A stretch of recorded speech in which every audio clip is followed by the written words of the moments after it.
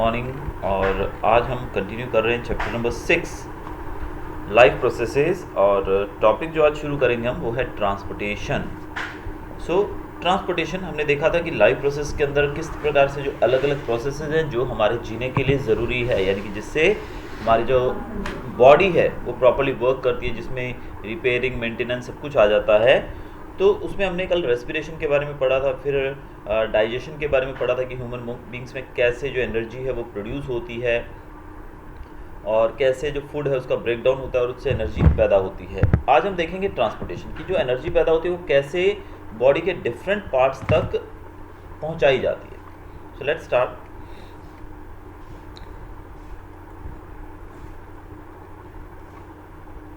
We have seen in previous sections that blood transports food, oxygen and waste material in our bodies. In class 9th, we learnt about blood being a fluid connective tissue. Blood consists of a fluid medium called plasma in which the cells are suspended. Plasma transports food, carbon dioxide and nitrogenous waste in dissolved form. Oxygen is carried by the RBCs. Many other substances like salts are also transported by the blood.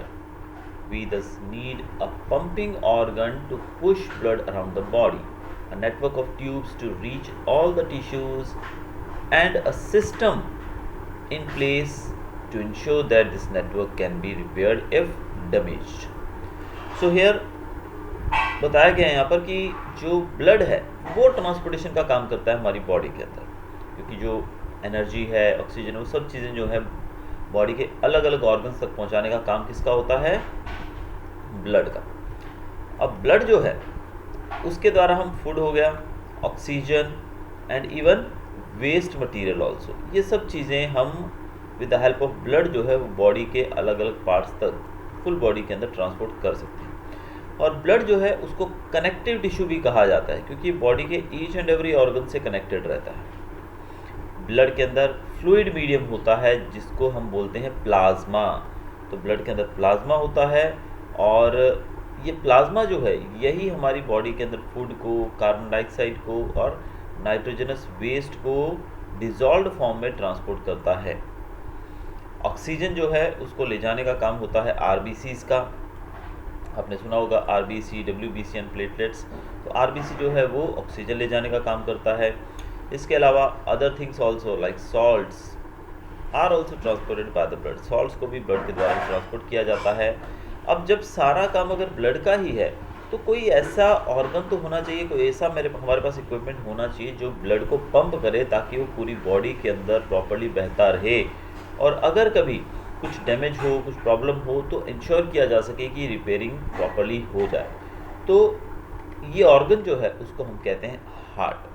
तो heart को हम कह सकते हैं, जिस प्रकार से आप जानते हैं कि खेत के अंदर, फील्ड के अंदर जो पानी डाला जाता है इरिगेशन का है, विदाउट इरिगेशन तो फील्ड के अंदर फसल उगेगी नहीं। तो फील्ड के अंदर जो इरिगेशन का काम है वो पंप के द्वारा किया जाता है। पंप क्या करता है?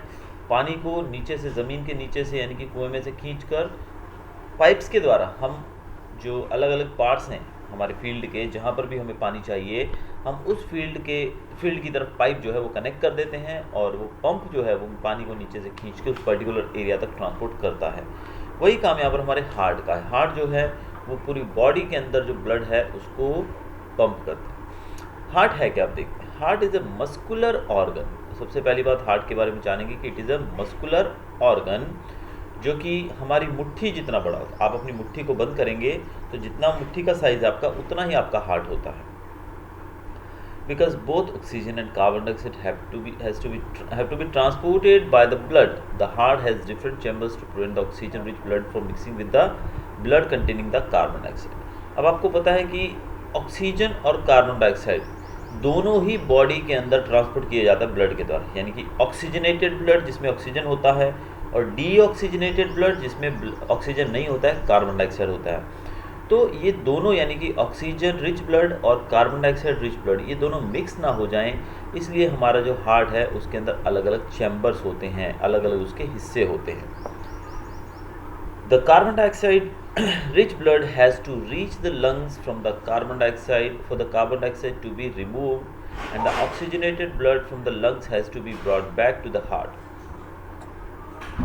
अब होता क्या है कि जो कार्बन डाइऑक्साइड रिच ब्लड जो होता है वो लंग्स तक पहुंचता है, ताकि लंग्स के अंदर जो कार्बन डाइऑक्साइड है उसको रिमूव किया जा सके, जो कि हम एक्सहेल करके बाहर छोड़ते हैं, और वहीं से ऑक्सीजन जो हम अंदर लेते हैं, हमारी बॉडी के अंदर इनहेल करते हैं ऑक्सीजन जो कि लंग्स में पहुंचती है, वहीं से वो ऑक्सीजन हमारे ब्लड के अंदर मिलके ब्लड को ऑक्सीजनेटेड बना देती है। ऑक्सीजनेटेड का मतलब होता है कि ब्लड जिसके अंदर ऑक्सीजन होती है। तो ऑक्सीजनेटेड ब्लड को लंग्स से अलग अलग पार्ट्स यानी कि हार्ट तक वापस लेके आना और हार्ट से वो फिर पंप करके पूरे अलग अलग पार्ट्स तक पहुंचाया जाता है। इसको हम समझने के लिए यहाँ पर और तरीके से देख सकते हैं कि ये हमारी अगर लंग्स है समझिए, और दिस इज आवर हार्ट। तो होता कैसे है काम इनका कि जो ब्लड है ऑक्सीजनेटेड ब्लड वो जाता है हार्ट तक थ्रू लंग्स। कौन सा ब्लड? ऑक्सीजनेटेड ब्लड जिसमें ऑक्सीजन होता है। और हार्ट से यानी कि जो डीऑक्सीजनेटेड ब्लड होता है वो पूरी बॉडी से पहुंचता है लंग्स के अंदर, और यहाँ पर CO2 होती है इस ब्लड के अंदर। तो कार्बन डाइऑक्साइड यहाँ से लंग्स के द्वारा रिमूव कर दी जाती है बाहर, और ऑक्सीजन जो है जो हमने इनहेल की थी लंग्स में वो इस ब्लड के अंदर, यानी कि जो ब्लड जो था, ब्लड नया तो बार बार नहीं बनता है ना, ब्लड तो वही है, बस ये ब्लड जब यहाँ पहुँचता है तो इसमें से कार्बन डाइऑक्साइड निकल जाती है, वो हम बाहर एक्सहेल करते हैं, और इसी के अंदर जो ऑक्सीजन जो हमने लंग्स में ली थी अभी, वो ऑक्सीजन इसके अंदर ऐड हो जाती है और उसको फिर से हार्ट तक पहुंचा दिया जाता है। फिर हार्ट से ये बॉडी के अलग अलग पार्ट तक इसको पंप कर दिया जाता है। तो इस तरीके से ऑक्सीजनेटेड ब्लड जो है वो पूरी बॉडी तक ट्रांसपोर्ट कर दिया जाता है। We can follow this process step by step, और यही प्रोसेस जो है बार बार फॉलो होता रहता है। Oxygen rich blood from the lungs comes to the thin walled upper chamber of the heart on the left atrium।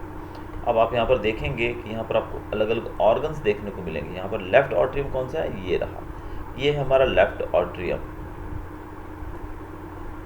तो यहाँ पर क्या होता है ऑक्सीजन रिच ब्लड जो है वो लंग से सीधा पहुँचता है लेफ्ट ऑट्रियम के अंदर, यानी कि ऑक्सीजनेटेड ब्लड, यहाँ पर प्योर ब्लड हम कह सकते हैं, जो कि हमें बॉडी में ट्रांसपोर्ट करना है। तो वो जो ब्लड है वो यहाँ पर पहुँचता है, oxygenated blood. The left atrium relaxes when it is collecting this blood. अब जब इसके अंदर ब्लड आ रहा होता है, जब यहाँ पर ब्लड कलेक्ट हो रहा होता है, तो ये रिलैक्स करता है, ये हमारा लेफ्ट ऑट्रियम। इसके बाद क्या होता है? So that the blood is transferred, it then contracts while the next chamber, the left ventricle relaxes so that the blood is transferred to it। अब यहाँ पर आप देख रहे हैं लेफ्ट ऑट्रियम ये रहा और लेफ्ट वेंट्रिकल का है हमारा ये रहा। अब जब ये रिलैक्स करता है तो ब्लड इसके अंदर आ रहा होता है, फिर ये कॉन्ट्रैक्ट हो जाता है और ये रिलैक्स करता है, तब ये जो ब्लड है यहाँ से आगे चला जाता है। आप यहाँ एरो देख रहे हैं, एरो के द्वारा आपको क्लियर हो रहा होगा कि ब्लड जो है किस प्रकार से आगे बढ़ रहा है। तो पहले ब्लड जो है यहाँ एंटर होता है, फिर यहाँ जाता है, और फिर यहाँ से क्या होता है आगे?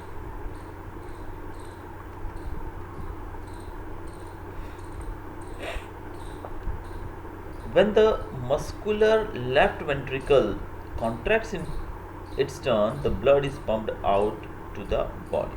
अब लेफ्ट वेंट्रिकल जो है जब वो कॉन्ट्रैक्ट करता है तो ब्लड जो है वो बॉडी के अंदर अलग अलग पार्ट तक पंप कर लिया जाता है। Deoxygenated blood comes from the body to the upper chamber on the right artery. जो डीऑक्सीजनेटेड ब्लड होता है, यानी कि जो ब्लड जिसके अंदर ऑक्सीजन नहीं होती है, वो राइट ऑट्रियम से आता है। ये देखिए, ये राइट ऑट्रियम से ब्लड जो है आता है।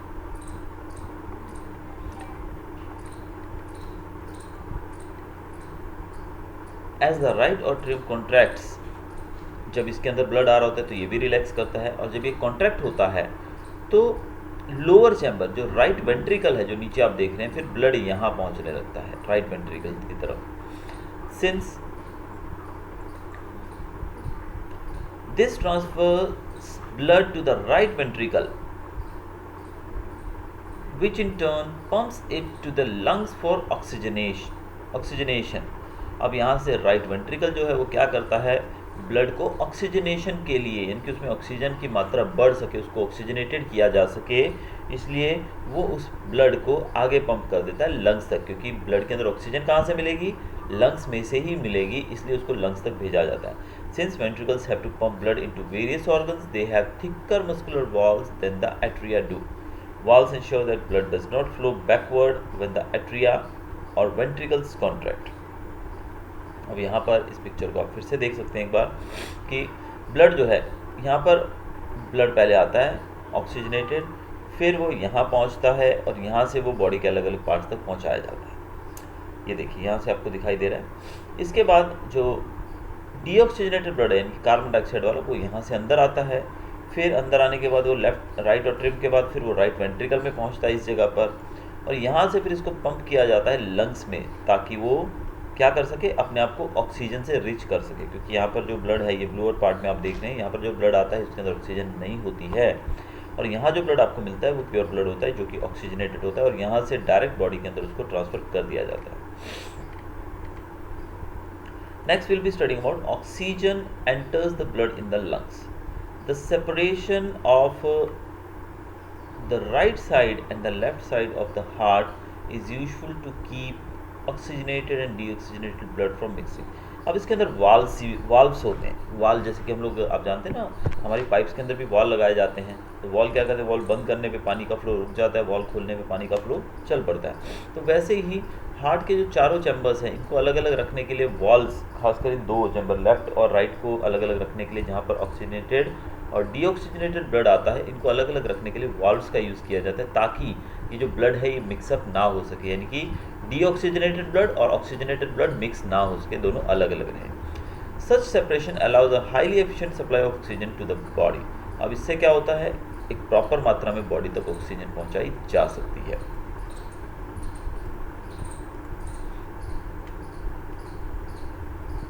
This is useful in animals that have high energy needs such as birds and mammals. इससे birds और mammals जैसे जो प्राणी हैं जिनकी high energy need रहती है, उनके लिए बहुत ही अच्छा रहता है। Which constantly use energy to maintain their body temperature, क्योंकि birds और mammals जो हैं वो अपना body temperature maintain करने के लिए continuously एनर्जी का यूज़ करते रहते हैं। तो ऐसे में उनको ऑक्सीजनेटेड ब्लड से एनर्जी मिलती रहती है, ऑक्सीजन मिलती रहती है। In animals that do not use energy for this purpose, the body temperature depends on the temperature in the environment. Such animals like amphibians or many reptiles have three-chambered hearts and tolerate some mixing of the oxygenated and deoxygenated blood streams. अब birds और mammals के अलावा बात करें कि ऐसे प्राणी जिनको बॉडी टेम्परेचर जो है वो एनवायरनमेंट के ऊपर डिपेंड करता है, यानी कि यहाँ पर बर्ड्स और मैमल्स जो हैं उनको अपना बॉडी टेम्परेचर मेंटेन रखना पड़ता है एनर्जी के द्वारा, क्योंकि उनको बॉडी का टेम्परेचर कम ज़्यादा नहीं, जो है एक पर्टिकुलर टेम्परेचर ही रखना पड़ता है। जैसे इवन हम लोग देखें अपने आप को, तो हमें भी कैसा टेम्परेचर हमारा है, जैसे 37 डिग्री अप्रॉक्सीमेट कहा जाता है, हमारा एक जनरल बॉडी टेम्परेचर रहता है। तो वो टेम्परेचर हमें मेंटेन रखना पड़ता है, भले हम बहुत ठंड में जाएँ, भले हम बहुत गर्मी में हों। तो ऐसे में हमें एनर्जी का यूज़ करना पड़ता है टू मेंटेन दिस टेम्परेचर। लेकिन कुछ ऐसे प्राणी भी होते हैं जो बॉडी टेम्परेचर जिनका वेरी करता है, और वो डिपेंड किस पे करता है, बॉडी टेम्परेचर एनवायरनमेंट के ऊपर, कि जैसे एनवायरनमेंट में वो रहते हैं वैसा ही बॉडी टेम्परेचर उनका हो जाता है। तो ऐसे एनिमल्स की बात की जाए जिसमें एम्फीबियंस भी आते हैं और कुछ रेप्टाइल्स भी आते हैं, वो क्या करते हैं, उनके पास 3 चैम्बर्ड हार्ट होता है। हमारा हार्ट कैसा होता है, 4 चैम्बर्ड होता है, 4 चैम्बर होते हैं, left atrium, right atrium, left ventricle, left right ventricle, तो 4 होते हैं, लेकिन उनके पास 3 ही होते हैं।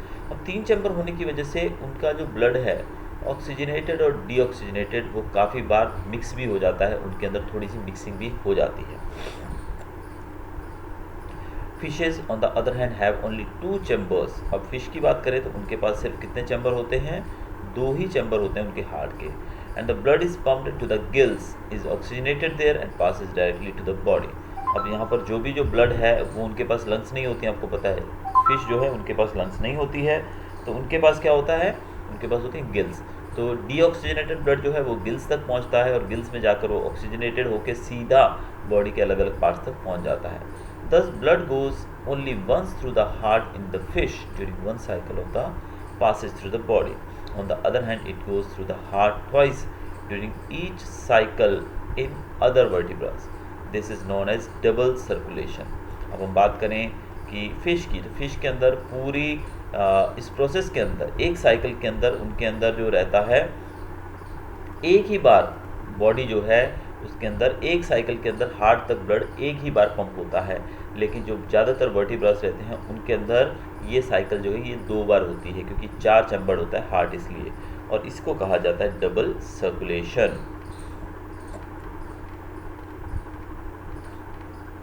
आगे हम देखेंगे the tubes, blood vessels. Arteries are the vessels which carry blood away from the heart to various organs of the body। अब आर्टरीज, ये चीज़ें आपको याद रखनी है, ये वन वर्ड में डिफ्रेंशिएट में पूछा जाएगा आपसे क्वेश्चन कि आर्टरीज और वेन्स के बीच में डिफरेंस बताइए। तो आर्टरीज जो होती हैं वो क्या करती हैं, blood away from the heart. Arteries blood को हार्ट से दूर लेकर जाती हैं, ये आपको याद रखना है बिल्कुल कि आर्टरीज जो हैं वो ब्लड को दूर लेकर जाती हैं। Since the blood emerges from the heart under high pressure, the arteries have thick elastic walls। अब ब्लड जो है हार्ट से जब उसको पंप किया जाता है तो काफ़ी प्रेशर में होता है, तो ऐसे में प्रेशर मतलब बहुत उसके अंदर पावर होती है, बहुत ज़्यादा प्रेशर होता है, जिस कारण से जो हमारी आर्टरीज होती हैं इनकी वॉल्स जो रहती हैं ये काफ़ी मोटी रहती हैं और इलास्टिक यानी कि लचीली रहती है, ताकि प्रेशर से ये फट ना जाए। जबकि वेन्स की बात की जाए, veins collect the blood from different organs and bring it back to the heart. Veins क्या करती हैं, वो ब्लड को कलेक्ट करती हैं अलग अलग पार्ट से and bring it back to the heart. अब दोनों में फ़र्क आपको यहीं क्लियर हो गया होगा कि जो आर्टरीज हैं वो ब्लड को हार्ट से दूर लेकर जाती हैं और वेन्स जो है वो हार्ट तक लेकर आती हैं।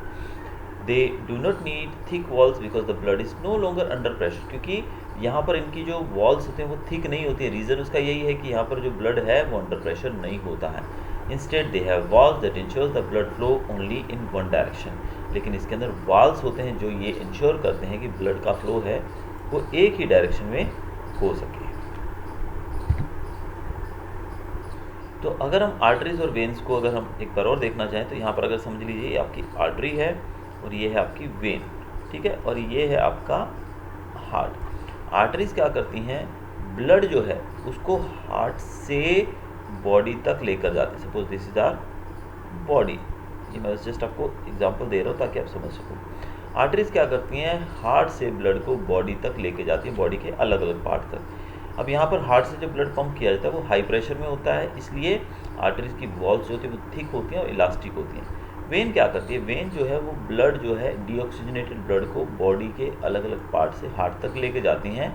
यहाँ पर ब्लड जो है प्रेशर में नहीं होता है, इसलिए इनकी थिक वॉल्स नहीं होती हैं, जबकि इनके अंदर वॉल्स लगाए जाते हैं ताकि ब्लड जो है वो वापस ना जा सके, वो सीधा हार्ट तक जाए। नेक्स्ट हम देखते हैं इसी का अगला topic, on reaching an organ और tissue the artery divides into smaller and smaller vessels to bring the blood in contact with all the individual cells. The smallest vessels have walls which are one cell thick and are called capillaries. Exchange of material between the blood and the surrounding cells takes place across this thin wall. The capillaries then join together to form veins that convey the blood away from the organ or tissue. अब यहाँ पर एक और चीज़ समझने वाली ये है कि आर्टरीज जो हैं, जब वो आर्टरीज किसी भी ऑर्गन या किसी भी टिश्यू तक पहुँचती हैं तो ये आर्टरीज छोटी छोटे अलग वेन्स के अंदर छोटी छोटी अलग मतलब इनके जो पार्ट हैं आगे डिवाइड हो जाते हैं ताकि वो इंडिविजुअल सेल के कांटेक्ट में आ सके। इनको कहा जाता है कैपिलरीज। अब होता यूँ है कि मटेरियल का जो एक्सचेंज होता है ब्लड और सराउंडिंग के बीच में वो कैपिलरीज के द्वारा ही पॉसिबल हो पाता है, और फिर ये कैपिलरीज मिलकर बना देती हैं, जॉइन कर देती है वेन्स को, और ये वेन्स के द्वारा आगे बढ़ जाता है। इसको भी मैं आपको ऐसी फिगर के द्वारा एक्सप्लेन करूँगा दोबारा। देखिए हमने ये तो देख लिया, ये मैंने हार्ट आपको बना के बता दिया था। हार्ट क्या करता है, थ्रू आर्टरीज, आर्टरीज के द्वारा ब्लड जो है वो आगे पहुँचाया जाता है, लेकिन आर्टरीज जो हैं वो आगे जाकर छोटी छोटी कैपिलरीज में बढ़ जाती हैं। अब यहाँ पर जो आप छोटे छोटे पार्ट्स देख रहे हैं, ये नाड़ियाँ जो आप देख रहे हैं, दीज आर कॉल्ड कैपिलरीज, इनको कहा जाता है कैपिलरीज। और ये कैपिलरीज जो हैं ये फिर जाकर सबकी सब जाकर एक वेन में मिल जाती हैं, और ये जो वेन है दिस इज़ वेन। अब ये वेन क्या करती है, वेन ब्लड को आगे ले जाती है। तो ये इसका पूरा सिस्टम रहता है कि जैसे ये होता है, अभी आपका हार्ट है, हार्ट थे आर्टरीज के द्वारा ब्लड पहुंचा, समझो कि यहाँ पर ये एक ऑर्गन है। What is this, this is an organ. अब जब ऑर्गन तक पहुँचे तो ऑर्गन के अंदर तो बहुत सारे सेल्स होते हैं, सेल्स से टिश्यू बनता है, तो ऑर्गन जो है उसके अंदर तो बहुत सारे सेल्स होंगे। तो हर एक सेल तक जो ऑक्सीजन है, ब्लड है, वो पहुँच सके, इसलिए आर्टरी जो है डिवाइड हो जाती है कैपिलरीज के अंदर। और ये जो कैपिलरीज हैं ये इंश्योर करती हैं कि ब्लड जो है वो हर एक ऑर्गन तक पहुंच सके। फिर ये कैपिलरीज जाकर फिर से एक वेन में मिल जाती हैं और वेन जो है वो ब्लड को फिर से ऊपर हार्ट तक पंप कर देता है। तो ये पूरा एक सिस्टम रहता है ब्लड को ट्रांसपोर्ट करने का। आगे हम देखते हैं maintenance by platelets. What happens if the system of tubes develop a leak? Think about situation when we are injured and start bleeding. Naturally, the loss of blood from the system has to be minimized. In addition, leakage would lead to a loss of pressure, which would reduce the efficiency of the pumping system. To avoid this, the blood has platelet cells which circulate around the body and plug these leaks by helping to clot the blood at these points of injury. अब यहाँ पर simple सा एक तरीके से बताया गया है कि समझिए कि आप एक पाइप है, ये पाइप जो है इसमें से ब्लड या फिर कोई भी चीज़ हम फ्लूइड बोलते हैं, और यहाँ पे हम ब्लड की बात कर रहे हैं, इस पाइप में से ब्लड पास हो रहा है। अब अगर इसके अंदर कहीं लीकेज शुरू हो जाएगी, आपको पता है कि इधर से मोटर चल रही है और बहुत तेज़ प्रेशर है और बीच में से पाइप कहीं से फट गई है। अगर इस पाइप को आपने यहाँ से कवर नहीं किया, यानी कि लीकेज को बंद नहीं किया, तो धीरे धीरे प्रेशर की वजह से, तो यहाँ पर जैसे अगर इस लीकेज को, इस पॉइंट को, ये पाइप के अंदर से जब बहुत प्रेशर से, यहाँ से पंप के द्वारा प्रेशर से पानी जाएगा, और यहाँ पर एक लीकेज शुरू हो जाए, थोड़ा सा होल हो जाए, अगर हम इस होल को टाइमली बंद नहीं करेंगे तो धीरे धीरे इस प्रेशर के कारण ये होल है बड़ा होता जाएगा और ये पाइप जो है पूरी ही बर्बाद हो जाएगी। तो वही चीज़ प्लेटलेट्स करते हैं। प्लेटलेट्स क्या करते हैं? आपको पता है कि जो ब्लड है वो यहाँ से हार्ट के द्वारा पंप किया जा रहा है और ये प्रेशर में है थोड़ा सा, तो अगर कहीं चोट की वजह से, इंजरी की वजह से कहीं लीकेज शुरू हो जाए तो यहाँ पर जो पूरा पंपिंग सिस्टम है, पूरा पंपिंग सिस्टम ही बर्बाद हो सकता है। तो ऐसे में प्लेटलेट्स जो हैं, प्लेटलेट सेल्स होते हैं एक तरह की, वो इंश्योर करते हैं कि वो इस लीकेज पर जाकर जम जाएं और धीरे धीरे यहाँ पर ब्लड क्लॉट बना के, यानी कि ब्लड यहाँ पर क्लॉट हो जाता है, जमना शुरू हो जाता है और लीकेज बंद हो जाती है। तो ये क्लॉटिंग के द्वारा लीकेज को बंद किया जाता है। ये नेचुरल रिपेयरिंग सिस्टम है हमारी बॉडी का। तो इस प्रकार से जो प्लेटलेट सेल्स की बात की जा रही है, वो क्या करते हैं, वो इन जॉइंट्स को, यानी कि जहाँ पर ओपनिंग्स होती हैं, कहीं अगर फट गया कहीं से या थोड़ा बहुत चोट लगने की वजह से हमारी वेन से या कोई बॉडी का पार्ट में इंजरी के कारण ब्लड लॉस हो रहा है बॉडी में से, तो ये सेल्स क्या करते हैं, जाकर वहाँ पर चिपक जाते हैं। तो चिपकने के बाद क्या करते हैं, एक क्लॉट बन जाता है। क्लॉट मतलब आपने कई बार देखा होगा, हमारी बॉडी में चोट लगती है तो वहाँ से ब्लड निकलता रहता है, लेकिन थोड़ी देर उसको पकड़ के रखें अगर हम, तो थोड़ी देर बाद ब्लड निकलना बंद हो जाता है, उसके ऊपर एक परत जम जाती है ब्लड की ही। तो इस प्रकार से जो ब्लड है वो लॉस होना बंद हो जाता है। आगे हम देखेंगे लिम्फ के बारे में। There is another type of fluid also involve in transportation. अब ब्लड तो है ही ट्रांसपोर्टेशन में जो इन्वॉल्व है, इसके साथ एक और फ्लूइड होता है कि जो ट्रांसपोर्टेशन में इन्वॉल्व रहता है। वो कौन सा है वो देखते हैं। इसको कहा जाता है लिम्फ या फिर tissue fluid. Through the pores present in the walls of the capillaries, some amount of plasma, protein, and blood cells escape into intercellular spaces in the tissues to form the tissue fluid or lymph. अब होता क्या है कि जो pores होती है, pores मतलब छोटे छोटे होल्स होते हैं कैपिलरीज के वॉल्स के ऊपर। कैपिलरीज आपको पता है, आर्टरीज जो थी वो आकर छोटी छोटी कैपिलरीज में बढ़ जाती थी ताकि ईच एंड एवरी पार्ट जो है वहाँ तक ब्लड पहुँच सके। तो ये जो कैपिलरीज थी, ये कैपिलरीज के अंदर पोर्स होती हैं और उस पोर से थोड़ा सा प्लाज्मा, यानी कि हम कह सकते हैं ब्लड और प्रोटीन और कुछ ब्लड सेल्स, ये बाहर निकलकर टिश्यूज़ के अंदर जो स्पेस होती है, इंटरसेल्यूलर स्पेस बोलते हैं, आपको पता होगा सेल्स के बीच में जो थोड़ा बहुत स्पेस होता है, तो ये तीनों चीज़ें जाके उस इंटरसेल्यूलर स्पेस के अंदर जमा हो जाती हैं और इसी को हम कहते हैं टिश्यू फ्लूइड या फिर lymph. It is similar to the plasma of blood. ये ब्लड के प्लाज्मा के जैसा ही होता है,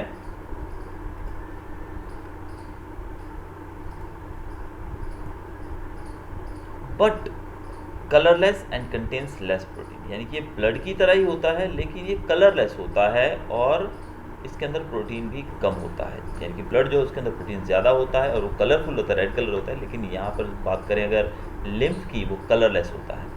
lymph drains into lymphatic capillaries from the intercellular spaces which join to form large lymph vessels that finally opens into larger veins.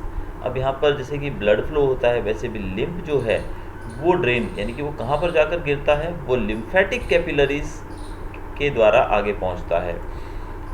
They drain into lymphatic capillaries, ये जो lymph है वो लिम्फेटिक कैपिलरीज है, उनके अंदर ड्रेन होता है कहाँ से, इंटरसेल्युलर स्पेसेस से। आपको पता है सिंपल सा, ये देखिए वर्ड्स रिपीट किए जाते हैं, so don't get worried. Intercellular spaces जहाँ पर ये लिम्फ होता है वहाँ से जाकर ये सीधा लिम्फेटिक कैपिलरीज के अंदर ड्रेन आउट होता है।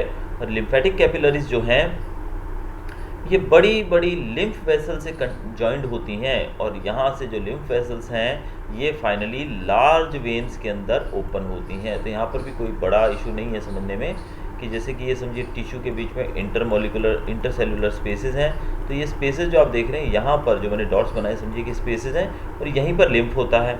और लिम्फ जो है वो यहाँ से जाकर ड्रेन होता है, कहाँ पर ड्रेन होता है, लिम्फेटिक कैपिलरीज के अंदर, जो कि मैंने शॉर्ट में लिखे LC, मतलब लिम्फेटिक कैपिलरीज के अंदर।